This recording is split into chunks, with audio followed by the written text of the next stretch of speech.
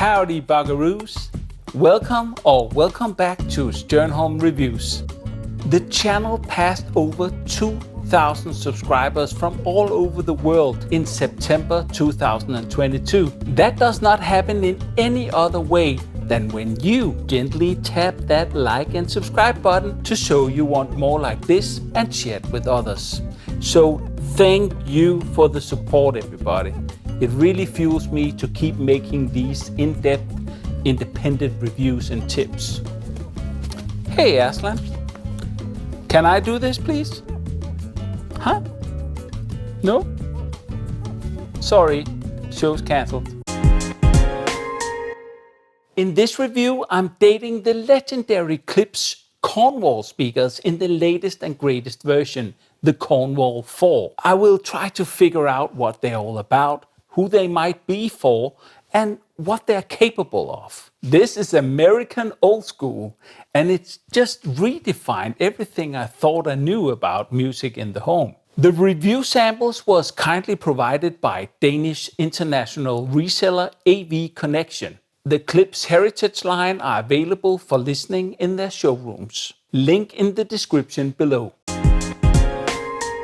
Audio is plagued with false prophets, as is religion, and the difficulty lies in sifting the truth from the false. These words are not mine, but they are from the founding father of Klipsch, Mr. Paul W. Klipsch, famous for his revolutionary Klipsch horn speaker designs, first hitting the market in 1946 and still in production to this day. The American loudspeaker company was acquired in 2011 by the Vox Group that also owns numerous other brands. All the heritage speakers originate from that 1946 Klipsch horn that brought the experience of live music into the home. The modern day Klipsch company carries an impressive selection of speaker products that range from active, passive, on-wall, in-wall, in-ceiling, on-ceiling, home cinema to soundbar to professional grade custom install, media, Bluetooth for in-house, gas station, residence, warehouse, farmhouse, hen house, outhouse, or doghouse. Yes, even subwoofers for underground install, and that's just the speakers. The €8,000 a pair Cornwall sit in the Heritage range as the third smallest model, with the Forte and the Heresy being the little sisters, while the two-piece La Scala, the Klipsch horns, and the grandiose €50,000 a pair Jubilee tops the range. The Cornwall was born in 1959 to be a full-frequency center speaker to sit nicely in between two widely spaced Klipsch horn speakers. More than 60 years later, it now has reached its fourth installment with great improvements to the horn design, the cabinet and the crossover. Other than that, the Heritage speakers is like entering a time machine and still produced in the same factory in the USA in Hope, Arkansas, like in 1959. Let's be totally honest here. This is the third smallest speaker in the Heritage line. And at first glance, here in 2022, you go, damn son, them speakers big. But give them a little time in your space and they will slowly blend in as a part of the decor, like a camouflaged heater or something. Personally, I think they're just signals that here lives someone with their priorities in order. For example, I have not had sex since the Cornwalls came in the door, not even close. But honey, we could cuddle up in front of them listening to Nat King Cole just the way you like it. I'm sure you would love how they sound. 10 seconds later.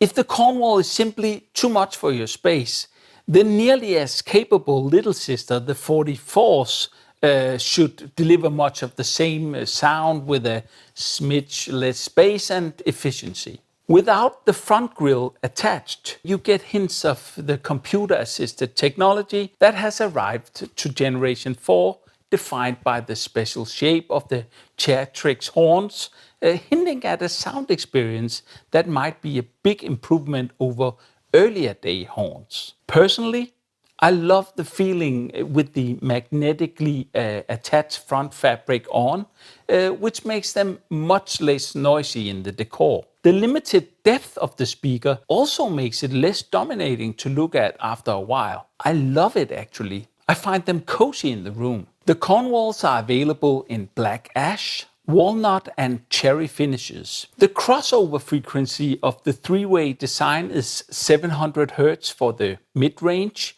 where the treble driver takes over from 5000 Hz.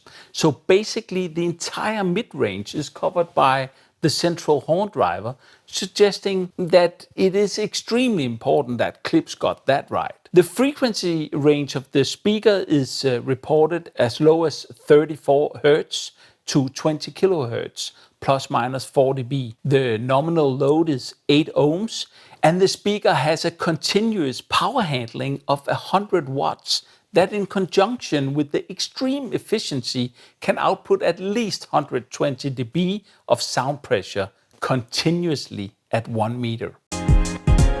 So why even use horns in modern day hi-fi? And then here's my voice using the horn. You can even hear me whisper, which is creepy. But if I whisper without it at the same volume, you can't really hear it. Horns was the earliest form of amplification. Fire! And the technology was therefore natural to use with the first audio systems, both for recording and playback. Since then, horns are widely used in PA, live systems and cinema for its amazing ability to play loud. And it is the sound we know and love in those applications. But for precision hi-fi, horns was used less and less in hi-fi from the 70s going forward due to their obvious coloring in favor of other more articulate designs, presenting an even more natural sound that even those much less effective could be compensated for as amplifier power was quickly getting plentiful, eliminating the need of speakers being as efficient as before. Thus, horns became more of a niche in general public hi-fi. Yes, I know guys, I'm talking mainstream and out of our nerd sphere here. Please relax. But as we are about to learn, Klipsch will hand out a lesson to your reviewer here that made me question everything I thought I knew about connecting with music in the home. Fuck this.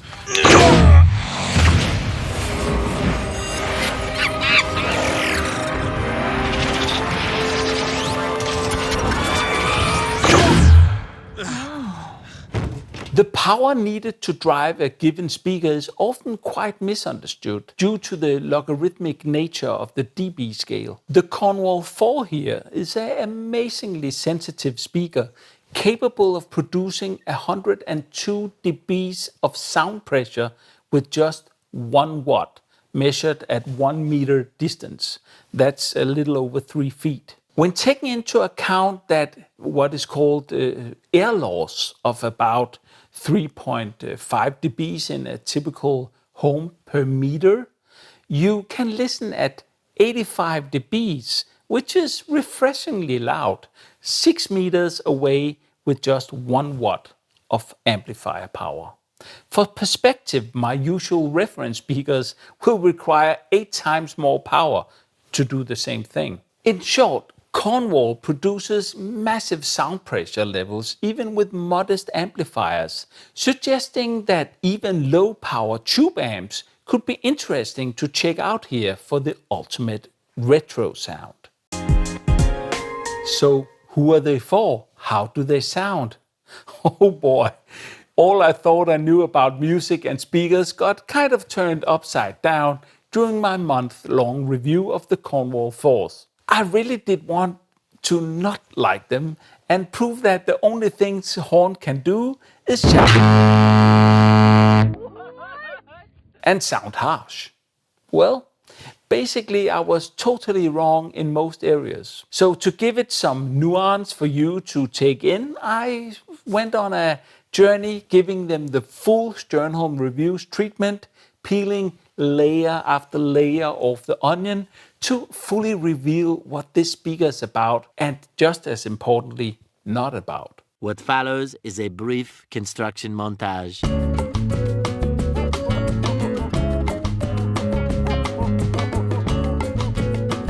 Immediately after unpacking, I connected the Cornwalls with a set of the special in-acoustic reference air speaker cables, also provided by AV Connection. I set up the speakers with a bit of toe out from the listening position, and I was surprised by the pretty good frequency balance right away. I did not like the kind of diffuse imaging when positioned like this, so I quickly went more toe into the listening position, and that instantly made the sound stage more precise, but made them sound too forward with a too pronounced top end at the same time. And that inspired me to first use room correction with the Lingdorf T-Die 3400. To my surprise, I felt they became kind of lifeless.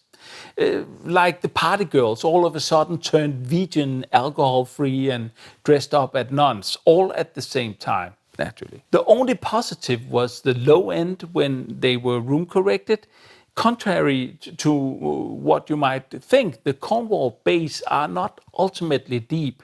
You will not get the full last octave from that church organ here, but instead you get punch and bite. With the room correction engaged, that punch also had a bigger weight behind it as the only positive. So I worked a little with the speakers and moved them as close to the back wall as possible, still towed in, and hooked up the Yamaha C5000 preamp and the New Prime Evolution 1 monoblocks. The C5000 has a basic two-way tone control that you can learn much more about from the big Yamaha 5000 series review here on the channel. But let's just grab the segment about the tone control. The preamp also has simple tone controls for bass and treble with well-chosen center frequencies at 350 Hz and 3.5 kHz. The bass control will be adding more punch than actual deep bass, and the treble control adds more presence than it does at air.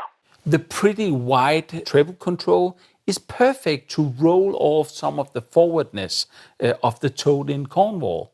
And with a little more fattening of the bass added as well, I suddenly found the perfect balance in the listening position, as well as getting a really nice soundstage. Now we're getting somewhere. With the frequency balance and imaging under control, I got my first real wow moment and insight, cranking up Eric Clapton and B.B. King and the 3 O'Clock Blues from the Riding with the King album.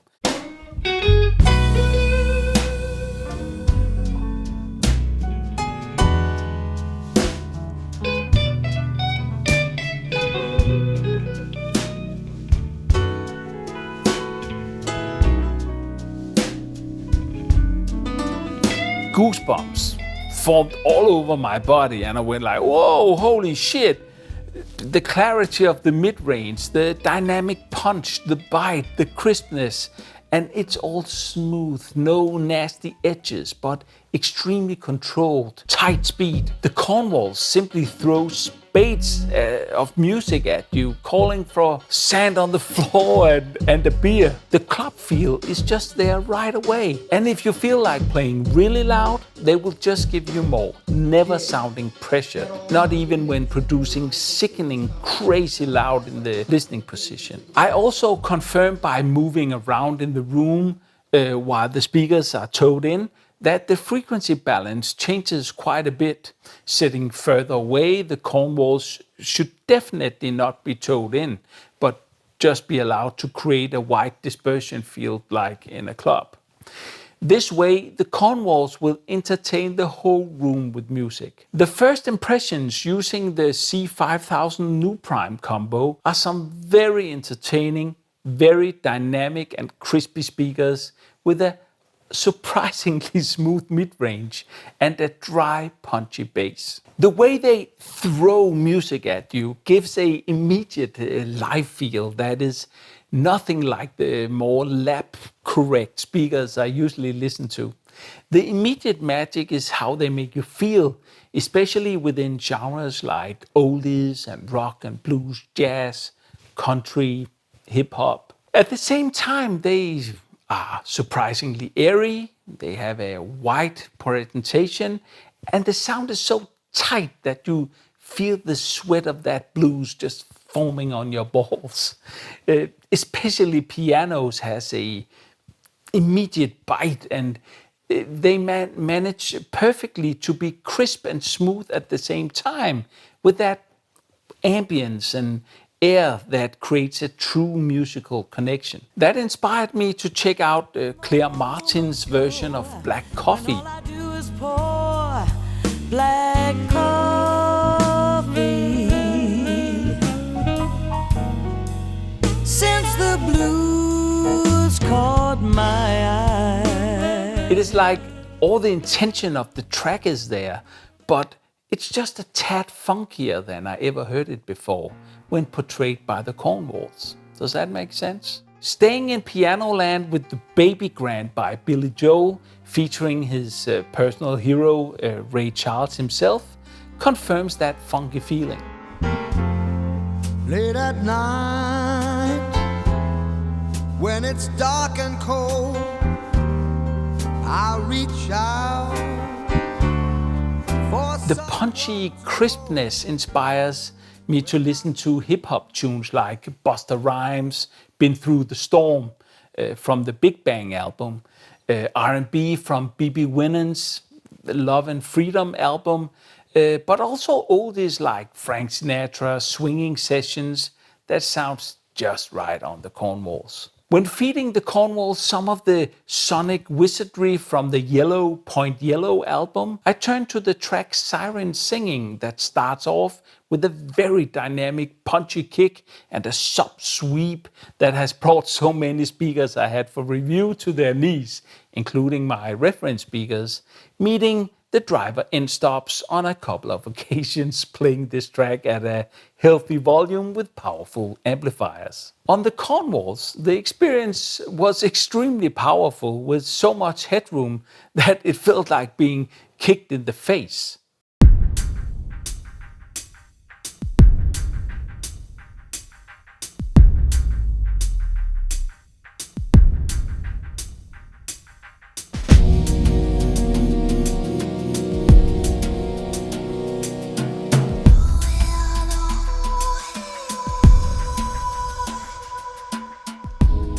The great Babyface album, The Day from 1996, is a smooth, hard-hitting but great-sounding R&B album that can be played incredibly loud. I enjoy pumping it up on the track This Is For The Lover and You that got hard drums and a very big bass without any really sharp content. Usually I will use that track to find the speaker or amplifier's limits, but not here. There's simply so much headroom to spare that you would need ear protection to come anywhere near the limits. Check it.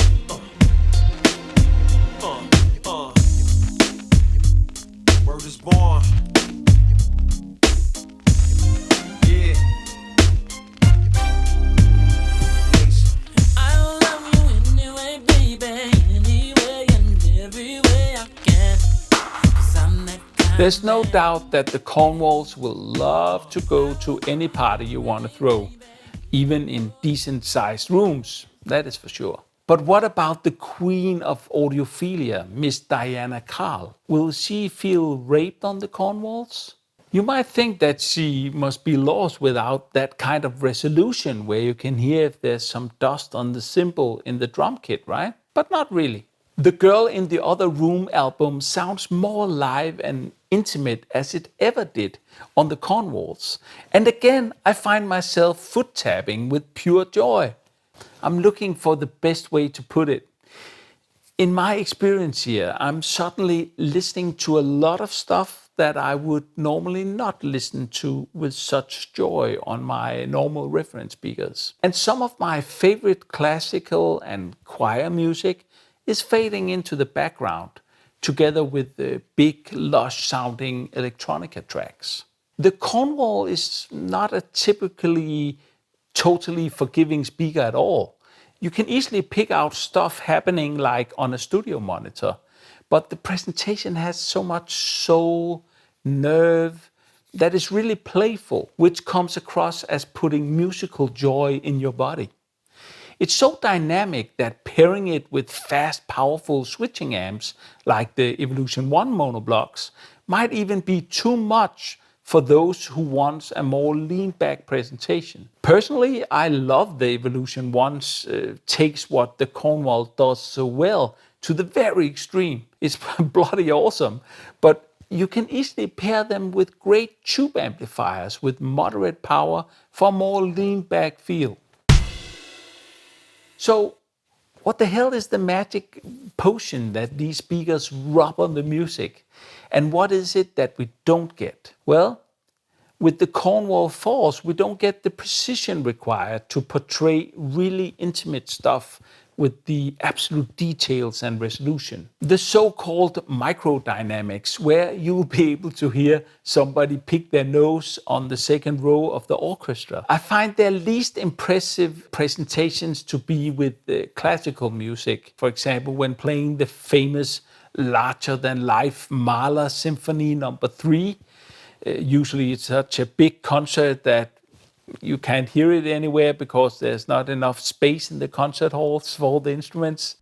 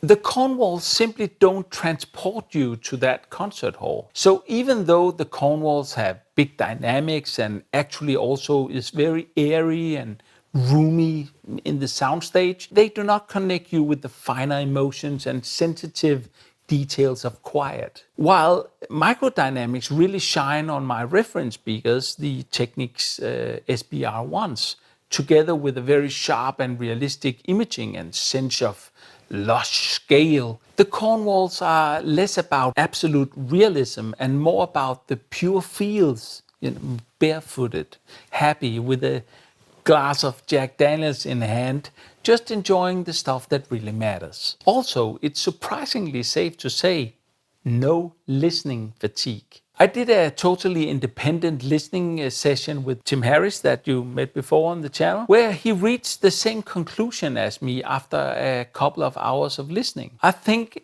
I would enjoy the Cornwalls more than my current reference, maybe 70-80% of the time with my music mix. What? Fuck, where's my cup of tea? One pair of pants later. As audiophiles, we sometimes chase the wrong things for various reasons. I totally acknowledge that some of you might have more of an electronics interest in hi-fi, while others are totally in it only for the music. For those of you that are in it for the love of music, especially the genres that the Cornwalls portray with such spirit, you owe yourself to have a date with a pair of them and hear what they can do for your kind of music in your room. I just can't help thinking this is so typical American. You know, they take some flimsy, thin wood, everything's too big and unsophisticated. It should sound so boxy, but it does not. It should make your ears bleed, but it does not. Cornwall is more like a smash burger. You know, a potato soft bun, a small amount of really fatty meat with a dash of salt, smashed so it sucks up its own juice and get crispy fatty edges, with a slice of the cheapest salty American cheese and some pickles, cooked right, and it's a heavenly mouthful that just can't be beaten in flavor or in price. It's like other burgers are just never as satisfying as that simple recipe. That's Cornwall, and I think that is why they're still here. It's a formula that works for musical experiences with no snobbery whatsoever added. It's no bullshit. Thank you for that great lesson, Mr. Paul W. Clips. Much obliged. Thank you so much for watching, and remember, all you need is to just listen. Stand by for the review score, and see you soon back on the channel.